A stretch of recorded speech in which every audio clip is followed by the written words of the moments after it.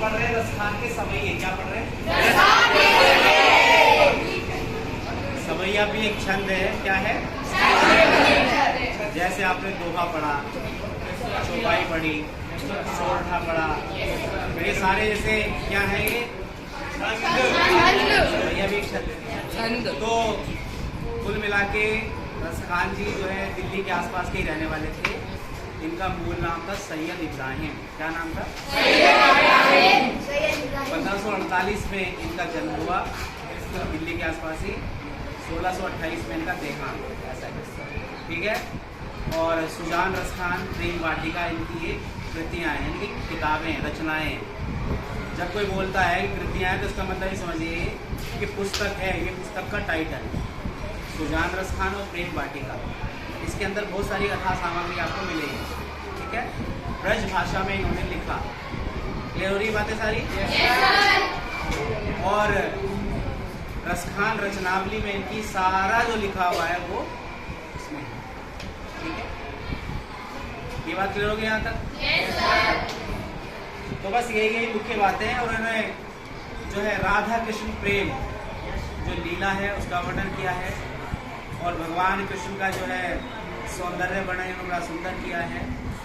इसके अलावा ब्रज भूमि की महिमा का इन्होंने बड़ा सुंदर बखान किया।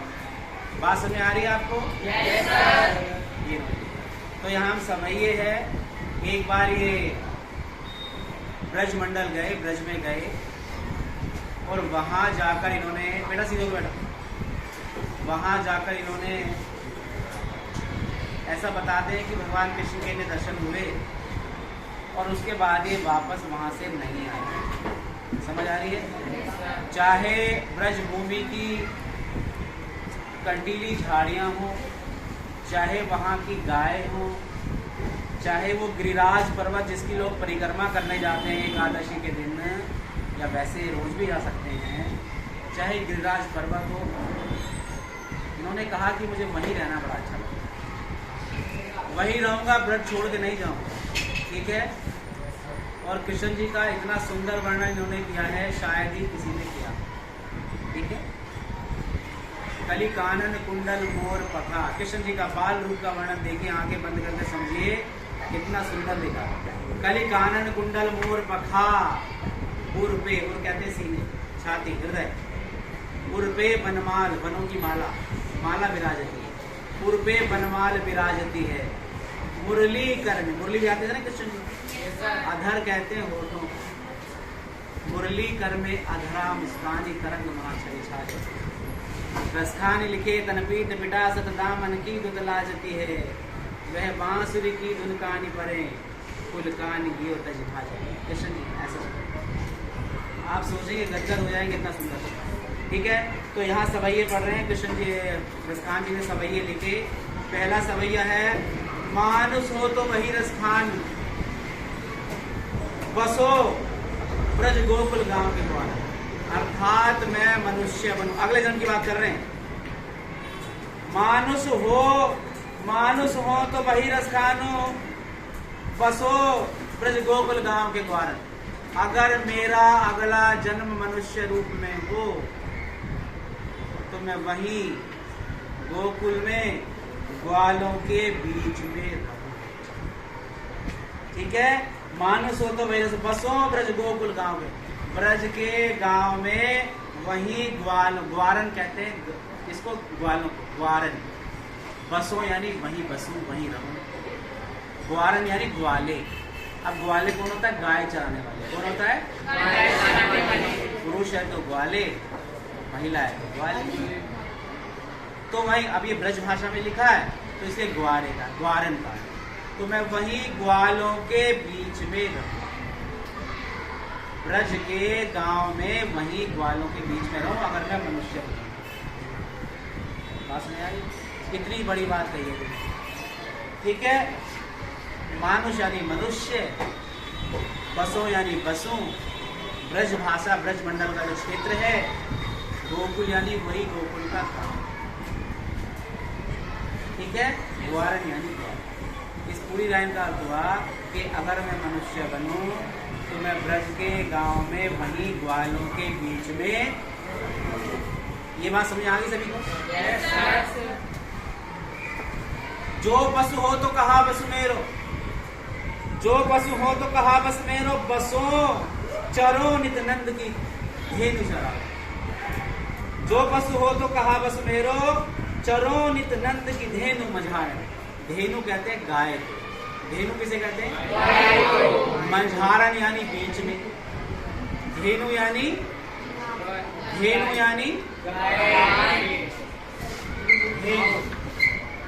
गाय। मझारण यानी बीच में। मझारण यानी बीच में। तो आगे कहते हैं कि अगर मैं पशु बनूं तो कहाँ बसु मेरो, तो इसमें तो मेरा वश नहीं चलता। मरने के बाद तो विधाता ही निर्धारित करते हैं ना कि किसको कहाँ किस योनि में जाना है। कीड़े ही बनते हैं, मकोड़े बनते हैं, सांप कैंचुए बिच्छू ये सब बनते हैं ना, पक्षी बनते हैं। तो कहते हैं अगर मैं पशु बनूं तो इसमें तो मेरा कोई वश नहीं चलता, लेकिन अगर मैं पशु बनूं तो आगे देखो से तो मैं नंद बाबा की गायों के बीच में रहकर ही चरूं। ठीक है, चरो नित नंद की धेनु मझारण। नंद बाबा जो कृष्ण जी के पिता हैं, धेनु यानी गाय, मझारे यानी बीच। अर्थात मैं नंद बाबा की जो गाय थी उन्हीं के बीच में रहकर चलूं। गाय बनूं, क्या बनूं? गाय। वैसे इसमें जिक्र नहीं है कि गाय बनूं, है ना, पशु लिखा है। अगर पशु बनूं तो मैं नंद बाबा की गायों के बीच, अब गायों के बीच में तो गायें चरती हैं, अर्थात गाय बनना चाह रहे हैं कि गाय बनूं तो मैं नंद बाबा की गायों के बीच में ही चरूं। चरना जानते हैं ना, जैसे हाँ घास खाने के लिए चरने के लिए निकल जाती है ना, एक साथ बाहर निकाल लेते हैं। तो ऐसा इन्होंने कहा कि अगर मैं पशु बनूं तो नंद बाबा की गायों के बीच में ही रहकर चलूं, विचरण करूं। समझ आ रही है? खास तो वहीं रहना चाहते हैं नंद बाबा की गायों के बीच में। देखिए आप कितना सुंदर। तीसरी पंक्ति देखिए, पाहन हो तो, पाहन कहते हैं पत्थर को। पाहन किसे कहते हैं? पाहन यानी पाहन हो तो वही गिरि को, जो गिरि कहते हैं पर्वत, गिरिराज जो पर्वत है वहां। पाहन हो तो वही गिरि को जो कियो हरि छत्र पुरंदर धारण। पुरंदर कहते हैं इंद्र देवता को। किन्हें कहते हैं? इंद्र देवता। छत्र हरि छाता, छत्र माने छाता, अम्ब्रेला, छतरी। धारण यानी धारण करने वाले। अर्थात अगर मैं पत्थर बनूं, मोस्ट इंपोर्टेंट बातें हैं तो बाहर चले जाइए कर लीजिए। कह रहे हैं अगर मैं पत्थर बनूं तो मैं गिरिराज पर्वत जो है उन्हीं का पत्थर बनूं, उसी का पत्थर बनूं, गिरिराज पर्वत। मथुरा में एक गिरिराज पर्वत है जिनकी लोग परिक्रमा करने जाते हैं।